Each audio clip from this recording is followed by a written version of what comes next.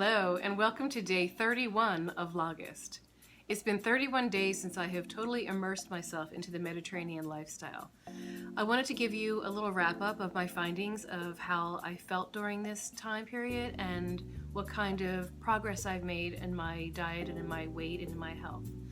I wanted to start out by saying I was trying to eat a Mediterranean diet before I even started this immersion, but I was finding that it's really a lifestyle of moderation. And although I was eating healthy foods, I was still eating too much food.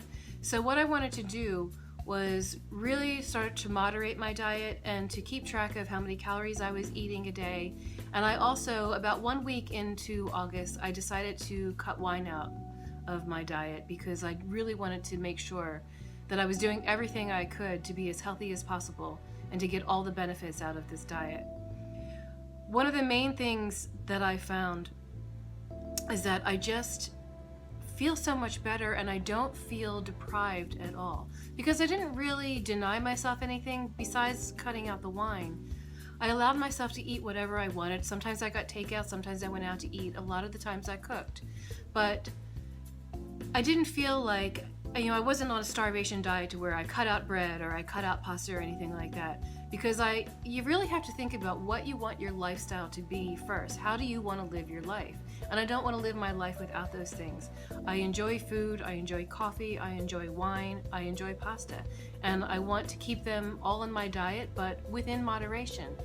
And what I had learned from my Italian friend who is a chef, the way that he used to set up his restaurant was that you ordered in courses. So there was an appetizer, and then there was a preemie, and then there was the entree.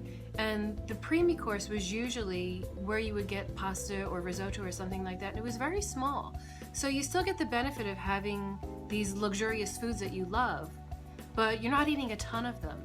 And they're also prepared very simply. So they're not in all kinds of creamy sauces or covered in cheese. They're really just made with very few ingredients so that you can actually taste the food. So one of the things I wanted to talk to you, I want to give you some tips on how you can incorporate the Mediterranean diet into your lifestyle. Number one, I have to say is key is vegetables, vegetables, vegetables. Vegetables are key. They are packed with nutrition and they have very few calories. And I'm not talking about buying corn and butter sauce in the frozen food section or buying a microwavable vegetable medley that comes with a flavor packet. I'm talking about buying fresh vegetables and making them. And I know I talk a lot about, I have farms near me and I buy a lot of produce at the farm market, but really you can find so many good vegetables at just the supermarket. So the entire country is filled with vegetables that are ripe for your buying and cooking. And my advice would be to find a cookbook about vegetables and to learn how to make them because they're really quite simple. And I didn't know how to make vegetables at all. It's one of those things where I'm just like, all right, I would like to eat vegetables, but I have no idea what to do with them. There's all kinds of fun things you can do with vegetables, and they're really best if you keep them as simple as possible because you want to taste the vegetable. You don't want to smother it in all kinds of sauces and things. So just a little salt and pepper, maybe some garlic, maybe a little sprinkling of Parmesan or something on top is all you really need. And I think that you will find that you enjoy them more because they're not smothered in cheddar cheese or some kind of cream sauce. Another thing I wanted to talk to you about is olive oil, because olive oil is like the ruler of the Mediterranean world. And I've practically cut out all other oils from my diet except for olive oil. And things that I would normally have used butter for, I've substituted with olive oil. And I cook with olive oil, I use it in my salad, I use it as a dressing on things, I drizzle it on things. Olive oil is so healthy for you, it's the healthiest oil that you can eat. And I was actually reading a study that took place in Spain, and they wanted to see why people don't gain weight because they eat a lot of olive oil in the Mediterranean countries, and olive oil has a lot of calories. So they did a study and they took students and they had them both on the same diet, but one group was just on the regular diet and the other group was on the same diet except that they added 6.5 tablespoons of olive oil to their diet every single day. And they found at the end of the study that the people who were eating all that olive oil did not gain any weight over the other group. because olive oil is something that your body needs, and your body uses it in ways to heal yourself, or to provide nutrients, or to move vitamins through your body. You do need to have some fats in your system, and if you make it olive oil, that is the healthiest fat that you can put in your body. Another way to incorporate the Mediterranean lifestyle, because this isn't just a diet, is to try slowing down. We're always in such a rush in this country, and I myself was always guilty of this. I used to work a job where I had late hours and I was always rushing around, and I would try to do something really quick for dinner, or I would just go to a diner or something, and just trying to slow down with your meals and take your time when you're eating, and if you can, to even build your meal in courses. So even if you don't want to have an appetizer and a pre-meat and then an entree, just take what you were going to put all on your plate at once and maybe try to eat one thing at a time. So have a little salad at the beginning or the end of your meal, or if you have a vegetable or two, and I would suggest doing more than one vegetable with your meals, to just take one of them and try to eat that by itself and enjoy it as a thing unto itself, as its own course, and then move on to the rest of your food and just kind of enjoy the company of people, and maybe put your fork down and have a little conversation, and just let the meal progress slowly. And I think that you'll find it's a much nicer way to eat, and that you will get full faster. Your body has time to catch up, your brain has time to catch up with what you put into your stomach. So try slowing down in everything that you do, in eating and in just throughout your day. Try not to be so stressed out, and maybe take a walk, and maybe take a little time for yourself now and then to just re-energize yourself, instead of just being that rushed person like I used to be. I used to work in an office, and I would just go grab lunch really fast, and I would sit and eat at my desk as fast as possible, and I'd be checking my email at the same time, and it's too many distractions to just sit down and say, I'm going to have lunch, and I'm going to take my time with it. Another tip is to drink a lot of water. I always thought I drank a lot of water until I started keeping track and realizing that I wasn't really drinking as much as I should. So try to write down how many glasses of water you drink a day, and try to make it to be at least 6 to 8 glasses. I try to do 8 glasses a day, and if I exercise, I try to do more, and I naturally want more when I do a lot of exercise. But sometimes I realize I only drink 6 glasses of water a day, and that's even better than what I was doing when I thought I was drinking a lot. So just try to drink as much water as you can during the day. Another key to the Mediterranean diet is to cook at home as often as possible. I know we don't always have time to cook, and sometimes you just don't want to, and you want to go out and have some fun, or you want to order some takeout. But try to make healthy choices. But really, the only way that you really know what the ingredients are in your food is to cook at home. And if you don't have a lot of time and you need to go to work, or you have to get the kids somewhere, try doing a little meal prep in advance, or making enough of something so that you know that you're going to have it left over. So maybe 2 days later in the week you can just reheat something. But cooking at home is really key. Another key for me during this month was I added a lot of movement to my life. So each day I would try to do something. A lot of times I went to the gym, or sometimes I would work out at home, or sometimes I would just take a walk. But on days that I even didn't feel like exercising, I at least tried to do some push-ups or some stretching at home. I really have been trying to work on my upper body and my arms, and I've been doing a lot of push-ups. So I started the challenge. The first week I did 10 push-ups, and the second week I did 20, and then by the time I got to the end of the month, I've been doing 50 push-ups a day. Now these are modified push-ups, they're not like regular plank kind of push-ups. I do them on my knees, but I try to do them, I try to do 10 with my hands up this way, and then I try to do 10 with my hands a little closer, and then I do 10 more this way, and by the end I try to tilt my hands out a tiny bit, because it works all the different areas of your upper arms. I also want to go over some of the statistics that I've been keeping track of during this time, because I started with a certain weight and I took all of my measurements on my body. And I think it's important to not only think about the pounds that you lose, but what kind of inches that you lose, or what kind of muscle that you're building up, because if you're going to the gym, you're naturally going to be building up some muscle. So I also had a partner who was doing this with me, who was a man, and I think that men always lose weight quicker than women do. They don't have to deal with the hormones that we do, and they also have a lot more body mass that is burning off calories than we do. So I lost 9 pounds during this month, and I didn't want to lose weight fast, so that to me is very significant. The man that I was doing this with lost 12 pounds during this month. But I wanted to go over, I wrote down in this little copybook all the measurements that I took. So I took a measurement around my neck, and by the end of the month I lost a ½ an inch around my neck. I took a measurement around the largest part of my arm here, and because I've been doing push-ups and working out a lot at the gym, I actually put on a ½ an inch on my arms, but they're much stronger now, much more muscular. I lost an inch around my chest. I took a measurement around the fullest part of where my breasts are. Also, where my natural waist falls, I lost an inch off of my waist, and I took around the fullest part of my hips, and I lost an inch off of my hips, and I took the fullest part of my thigh, and I lost a ½ an inch off of my thigh. And I think that is significant. And I'm gonna cut in right now a picture of me at the beginning of this diet and me toward the end. So one is day 2 and one is day 29, and I think you'll see a significant difference in the way that my face looks.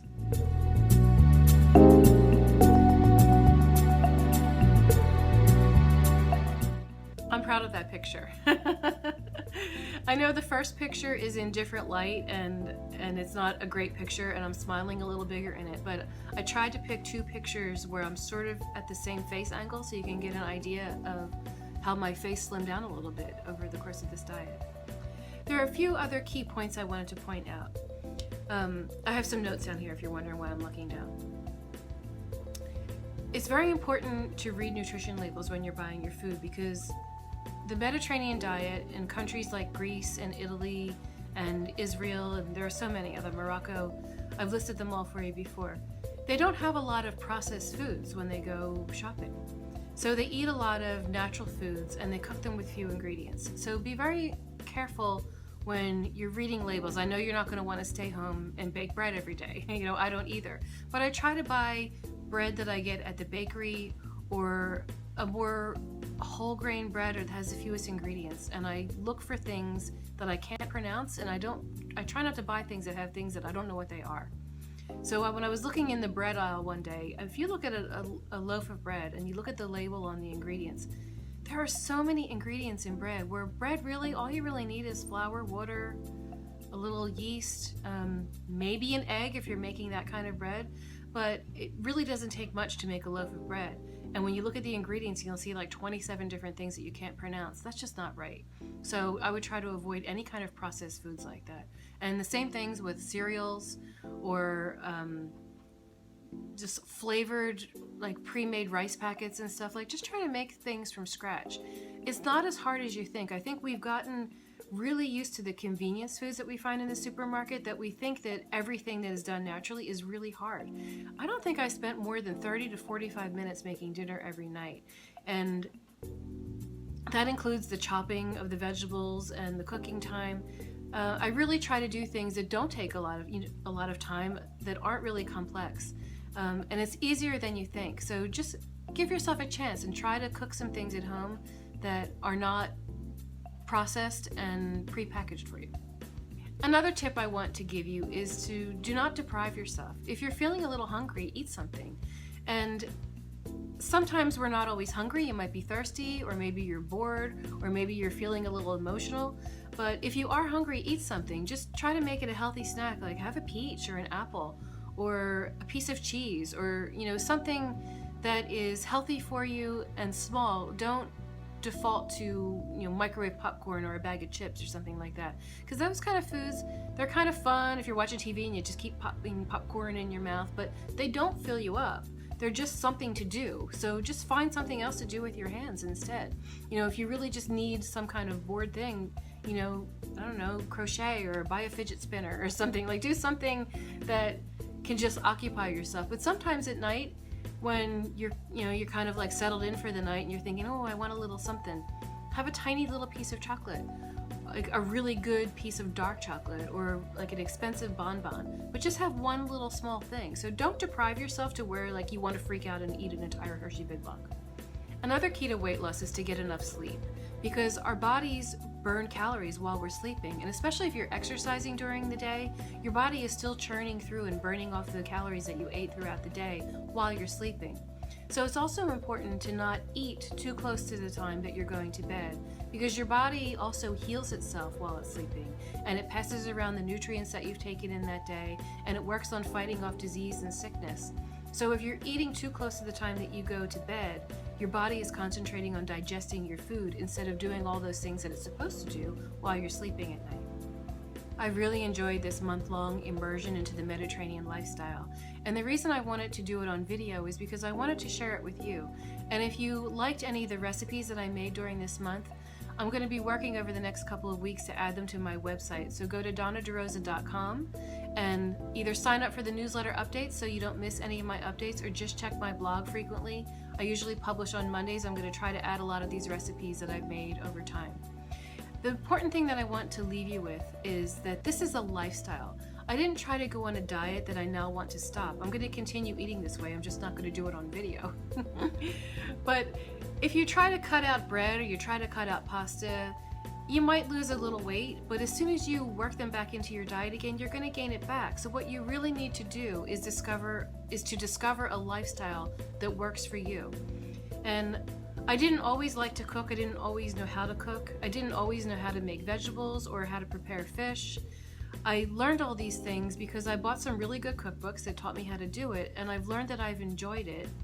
And I enjoy now shopping for vegetables, and I enjoy cooking vegetables, and I enjoy eating vegetables. And you know what? Vegetables can save you a lot of money on your grocery bill at the end of the month, because if you go to the supermarket and you load up on vegetables in your cart, you're going to be surprised at how small the bill is when you're checking out, as opposed to when you're buying meat, which is very expensive, and when you buy a lot of processed foods, which are expensive. So if you learn to make these things at home for yourself, you can save a lot of money, you'll be healthier for it, and just enjoy it. Just enjoy the process of it. And this can be a lifestyle that you can sustain over the rest of your lifetime. And hopefully you will not just think about losing weight, but think about gaining health in the process. That's the most important part. The biggest benefit of a Mediterranean diet is longevity and staying as healthy and active as possible into your later years. It's also very pleasurable, and it's fairly easy. So I hope you enjoy it. I hope you enjoyed this month of Vlogust. And please join me over on my website, DonnaDeRosa.com. I'll put a link down below. I would love to see you there, and we can continue this beautiful lifestyle together. Don't forget, you can live the sweet life, La Dolce Vita. All you gotta do is try. And as promised, I have one more recipe for you. I'm gonna show you how to make hummus at home in 3 different flavors. So I'm making some roasted garlic because we're going to make hummus. Homemade hummus. It's easier than you would think. This is a whole bulb of garlic with the top cut off, and there's some extra virgin olive oil on it. I'm gonna wrap it up in this foil packet and then roast it in the oven at 400 degrees for about a half hour. I have here is 2 cans of chickpeas. We have some toasted sesame seeds, which I'm going to use to make tahini sauce mixed with olive oil. And then there's a lemon and this much garlic, a little bit of garlic. And this makes one big batch of hummus. So it makes a lot, so I'm going to divide it into 3. And then I'm going to flavor it. So I'm roasting some garlic in the oven now because I'm going to make plain, the basic recipe. Then I'm going to make roasted garlic, and then I'm going to add some roasted red peppers to the 3rd one. And I'm going to store them all in some mason jars.